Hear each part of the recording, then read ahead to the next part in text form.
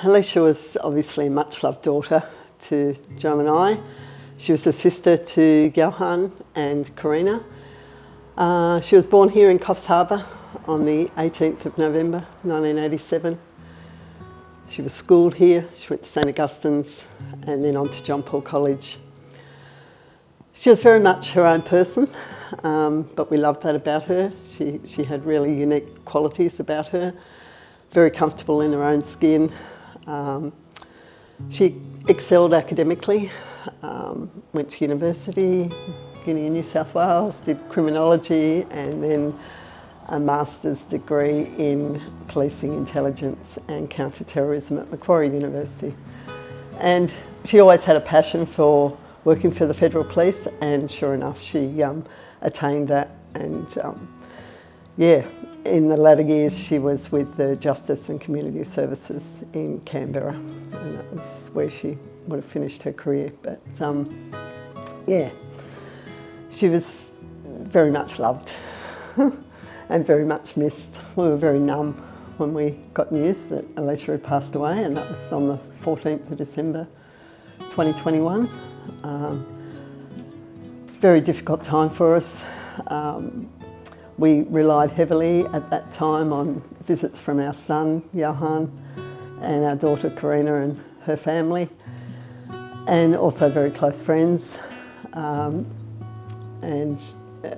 fact that they could just come in, sit with us in our pain and in our grief, and not try and solve that, because, as we know, it's not something that we can solve.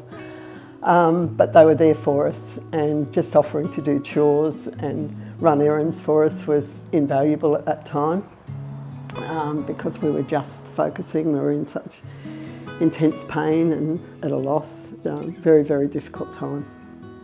Yeah, the support was vital, really crucial, helping us get through. It's just very important and valuable. Even the logistics of Alicia's passing was very difficult for us. Alicia had, her former husband was her next of kin, and that was a really difficult time because it meant that we weren't consulted for her funeral and we weren't able to farewell her in the way that we would have liked. We were able to have a family celebration of her life and the love that we had for her around this very table a little bit later, which was a great opportunity for us. Those logistics made it very, very difficult. The fact that we realised that suicide loss is a different type of grief. It's a different type of loss.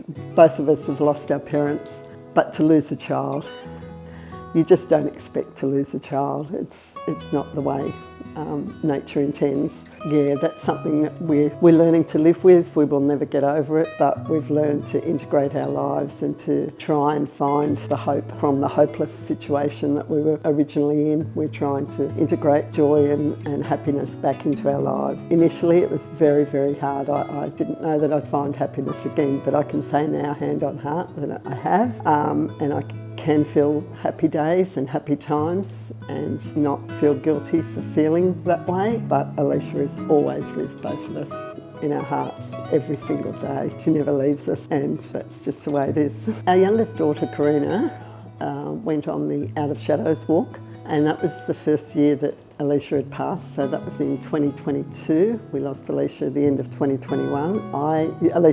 Karina did invite me to go to that walk, but I just didn't feel up to it at the time. I was still within the first 12 months. I didn't feel strong enough to face that. But the next year she fortunately invited me again, extended that invite, and I accepted, and I'm so pleased that I did, because that was where I met yourself, and you invited us to the Suicide Bereavement group, and I think that we were the integral, the first group to start, and yeah, it's been invaluable, absolutely invaluable. We just found at that stage it was very difficult to share our emotions of grief with our loved ones and our family and our friends, and it was possibly more difficult for them to be hearing our story. So by going to the Suicide Bereavement group, it meant that we could open up, we could share our feelings, we could try and make sense of what we were experiencing with others who have gone through that same grief. Because we're the first to appreciate that unless someone has lost a child, they it's hard for them to really experience the grief that we were going through. They can be empathetic, and many of our friends have been very, very empathetic, but to really understand, that was what we noticed in the group, that people just got it, and we could just sit in our pain, we could share, we could not share.